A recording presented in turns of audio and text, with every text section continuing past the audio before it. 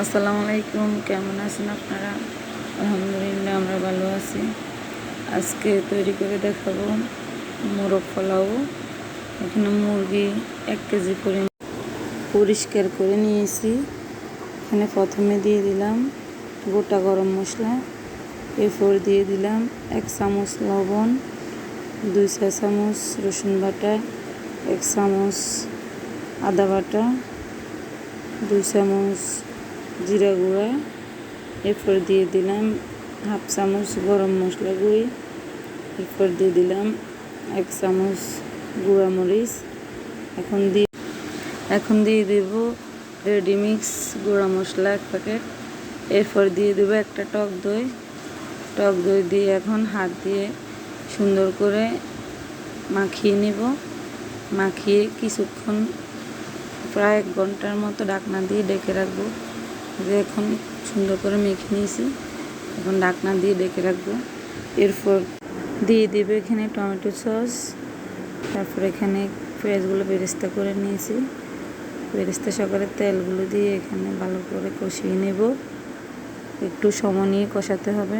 কষানোর পর এখানে আলু দিয়ে দেব। আলুগুলো ভেজে রেখেছি, আলুগুলো দিয়ে কিছুক্ষণ নেড়ে ছেড়ে এখন দিয়ে দিব ডিম, 4টা ডিমগুলো সিদ্ধ করে রেখেছি। ডিমগুলো দিয়ে ভালো করে কষিয়ে নেব। এখন মাংসগুলো তুলে নিয়ে এখন এই যে মশলার সাথে চাউলগুলো দিয়ে কিছুক্ষণ নেড়ে ছেড়ে কষিয়ে নেব। একটু সময় নিয়ে কষাতে হবে চাউলগুলো। এখানে দিয়ে দিলাম 1 চামচ লবণ দিয়ে কিছুক্ষণ ধরে এগুলো নাড়াচাড়া করে এরপর দিয়ে দেব গরম পানি দিয়ে এখন দিয়ে দেব কিছুটা কাজু বাদাম, কাঠবাদাম, কাঁচামরিচ, দিয়ে দিলাম 1 কাপ দুধ। এরপর ঢাকনা দিয়ে 5 মিনিট নেড়ে চেড়ে এরপর দিয়ে দেব মাংসগুলো, দিয়ে আবারও নেড়ে চেড়ে কিছুক্ষণ ঢাকনা দিয়ে রাখবো। যে এখন দিয়ে দেব 1/2 চা চামচ কেওড়া জল, 1/2 চা চামচ টেস্টি সল্ট, 1/2 চা চামচ বিরিয়ানি সেন্ট। এরপর দিয়ে দেব বেরেস্তাগুলো চিনি দিয়ে মেখে উপরে থেকে দিয়ে এখন 20 মিনিট দমে রাখবো।